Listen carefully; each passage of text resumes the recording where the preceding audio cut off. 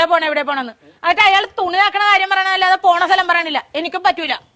ഇയാൾക്കാ പറയാൻ കഴിയില്ല. നീ എങ്കിലും ഒന്ന് പറയാം എവിടെ പോണത്. തേക്കടി. ആഹാ അത് കൊള്ളാലോ. ദേ ഒരു കാര്യം ഞാൻ പറഞ്ഞേക്ക, എന്റെ കെട്ടിയൻ എന്നെ ഇടിപൊടി എന്ന് വിളിക്കും. എന്ന് വെച്ച് കണ്ടവന്മാര് വീട്ടിൽ കയറി ഒന്ന് ഇടിപൊടി എന്ന് വിളിച്ചിട്ടില്ല, അടിച്ച കാരണം വിളിക്കും. പറഞ്ഞാൽ മനസ്സിലാവൂല. അതാണ് ഞാൻ പറഞ്ഞത്. ഞാൻ പെടാപ്പാട് വെട്ടിയിരിക്കണ ഇപ്പൊ ഇവിടെ കിടന്നു. നിനക്ക് എന്നാ കാര്യോടാ എന്നെ ഇടിപൊടി എന്ന് വിളിക്കും? തേക്കടി. ഞാൻ ഒരു വട്ടം പറഞ്ഞു, ഇനി ഞാൻ അടിക്കും, സത്യമായിട്ട് അടിക്കും ഞാൻ. മനസ്സിലായില്ലേ ഇപ്പൊ പറഞ്ഞത്? പിന്നെ പറഞ്ഞാലല്ലേ മനസ്സിലാവുള്ളൂ. പറയണ്ടേ? കോട്ടയം കുമളി വഴി തേക്കടിക്ക് പോണെന്ന് ഞങ്ങ ടൂറ് പോണേണ്. ടൂറ് പോണ തേക്കടിയുടെ കാര്യമായിരുന്നാ പറഞ്ഞത്? എനിക്ക് മനസ്സിലായില്ല. ഞാൻ എപ്പ മതി എന്ന് പറഞ്ഞ വായിലെ വെള്ളം പറ്റിയ. അതെ, ഞാനും വന്നെ തേക്കടിക്ക്. നീ വന്നേ പിന്നെ ഞാനില്ല, നിങ്ങൾ പോയിക്കും. എന്നാ ചേച്ചി ഡ്രസ് മാറി സമയമില്ല. ആടാ, ഇനി ഞാൻ ചേട്ടനില്ലാതെ നിങ്ങളുടെ കൂടെ തേക്കടിക്ക് ടൂർ വരാം. എന്തേ കൊള്ളാലോ നിന്റെ മനസ്സിലിരിപ്പ്? കാരണം കൊണ്ടുപോയ ആംബുലൻസിനെ അവള് നിന്നെ വീട്ടിൽ കൊണ്ടുവന്നാക്കും.